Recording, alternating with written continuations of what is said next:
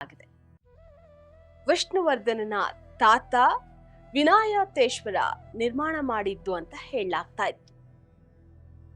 ಹೊಯ್ಸಳ ಚಾಲುಕ್ಯ ವಾಸ್ತುಶಿಲ್ಪ ಇದಕ್ಕಿದೆ.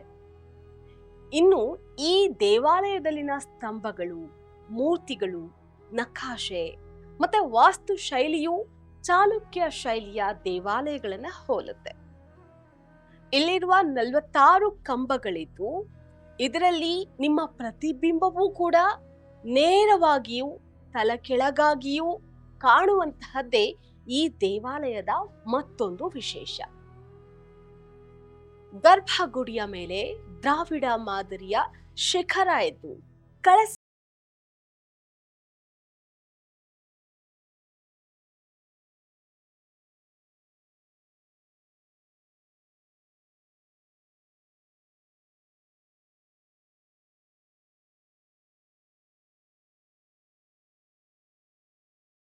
ದೇಗುಲ ತನ್ನ ಅನನ್ಯ ವಾಸ್ತುಶಿಲ್ಪದಿಂದ ಗಮನವನ್ನ ಸೆಳೆಯುತ್ತೆ.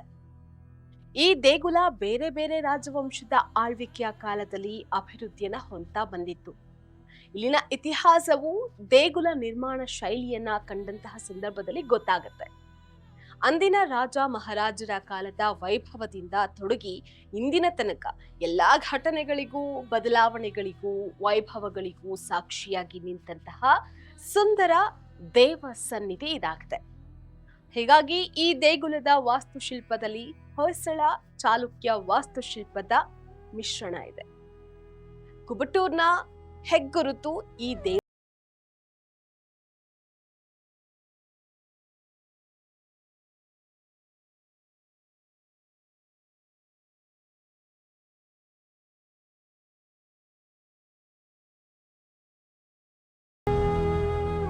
ದೇಗುಲವನ್ನ ಪೂರ್ವ ಪಶ್ಚಿಮವಾಗಿ ನಿರ್ಮಾಣ ಮಾಡಲಾಗಿದ್ದು ಶಿಲಾವಿನ್ಯಾಸದಲ್ಲಿ ಗರ್ಭಗೃಹ, ಸುಖನಾಸಿ, ತೆರೆದ ಚೌಕಾಕಾರದ ಮಂಟಪ ಇದೆ. ಮಹಿಷಾಸುರ ಮರ್ದಿನಿ, ಭೈರವ, ಗಣೇಶ ಇತ್ಯಾದಿ ಶಿಲ್ಪಗಳು ಗೋಪುರದ ಶಿಖರದಲ್ಲಿ ಕಂಡುಬರುತ್ತೆ. ಈ ದೇಗುಲಕ್ಕೆ 3 ಪ್ರವೇಶ ದ್ವಾರಗಳಿದೆ. ಮುಖ ಮಂಟಪದಲ್ಲಿ ಇರುವಂತಹ ಸ್ತಂಭಗಳು ವೃತ್ತಾಕಾರವಾಗಿದ್ದು ಮೇಲ್ಛಾವಣಿಯಲ್ಲಿ ಭುವನೇಶ್ವರಿಯ ಕೆತ್ತನೆಯಿಂದ ಅಲಂಕರಿಸಲಾಗಿದೆ. ಉಗ್ರ ನರಸಿಂಹ, ವರಹ, ಗರುಡ, ಕೇಶವ ಇತ್ಯಾದಿ ಮೂರ್ತಿ ಶಿಲ್ಪಿಗಳನ್ನ ಇಲ್ಲಿ ನಾವು ಕಾಣಬಹುದಾಗಿದೆ.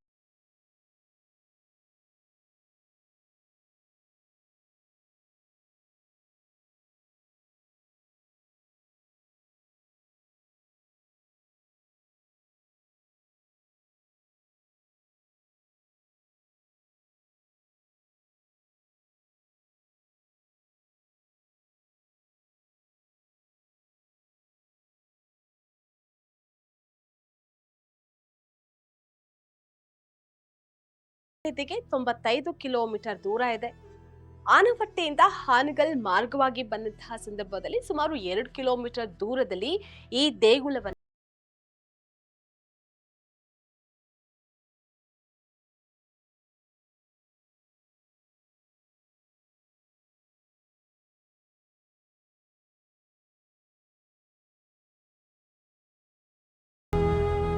ಇನ್ನು ಈ ದೇಗುಲದ ಪುರಾಣದ ಪ್ರಕಾರ ಮಧು ಮತ್ತು ಕೈಟಭರು ರಕ್ಕಸ ಸಹೋದರರು.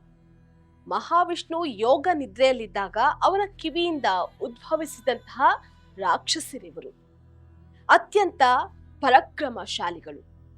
ಇದರಲ್ಲಿ ಒಬ್ಬ ಮೃದುವಾದ ದೇಹ ಹೊಂದಿದ್ರಿಂದ ಆತನಿಗೆ ಮಧು ಅನ್ನುವಂತಹ ಹೆಸರು ಬಂದಿತ್ತು. ಇನ್ನೊಬ್ಬ ಕಲ್ಲಿನಷ್ಟೇ ಕಠಿಣ ಆಗಿದ್ರಿಂದ ಕೈಟಭ ಅಂತ ಹೆಸರಾಗಿತ್ತು. ಪರಾಕ್ರಮಿಗಳಾದ ಇವರಿಬ್ರು ಮಹಾನ್ ಶಿವಭಕ್ತರೂ ಕೂಡ ಆಗಿದ್ರು. ನೀರಿನಲ್ಲಿ ನಮಗೆ ಮರಣ ಬರಬಾರದು ಅನ್ನುವಂತಹ ವರವನ್ನ ಇವರು ಪಡೆದುಕೊಂಡಿದ್ರು. ಈ ವರ ಬಲದಿಂದಲೇ ಮೆರೆದಾಡಿ ಸ್ವರ್ಗದ ಮೇಲೂ ದಾಳಿ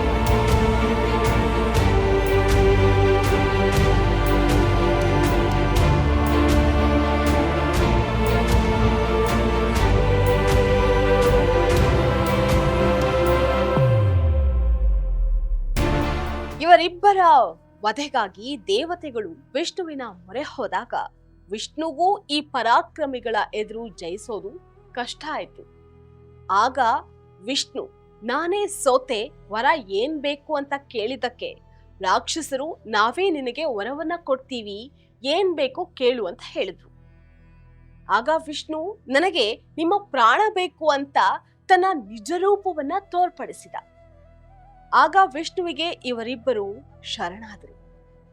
ಬಳಿಕ ರಾಕ್ಷಸರಲ್ಲಿ ಇದ್ದಂತಹ ಶಿವಭಕ್ತಿಗೆ ಮೆಚ್ಚಿ ವಿಷ್ಣು ವಧು ಮತ್ತು ಕೈಟಭರ ಹೆಸರಿನಲ್ಲಿ 2 ಶಿವಲಿಂಗಗಳನ್ನ ಸ್ಥಾಪನೆ ಮಾಡ್ತಾನೆ ಅನ್ನುವಂತಹದ್ದು ಇತಿಹಾಸ.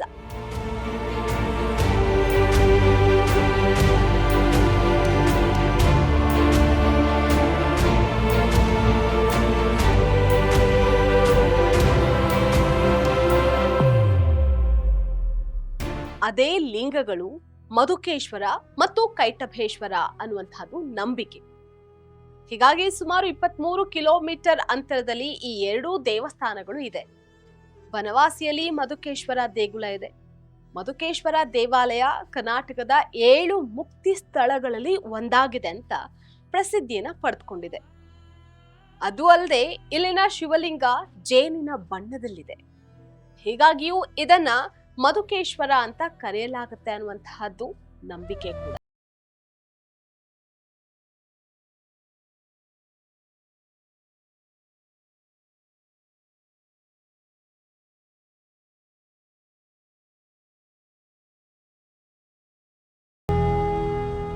ಕದಂಬರ ಕಾಲದಲ್ಲಿ ಈ ಪವಿತ್ರ ದೇಗುಲಗಳ ಪೂಜೆ ಶುರುವಾಯಿತು.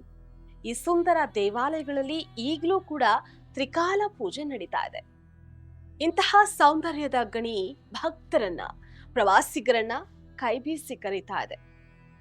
ಬನವಾಸಿಗೆ ಹೋದಾಗ ಮಧುಕೇಶ್ವರ ಮತ್ತು ಕೈಟಭೇಶ್ವರ 2 ದೇವಾಲಯಗಳಿಗೆ ಒಮ್ಮೆ ಭೇಟಿಯನ್ನ ಕೊಡಿ.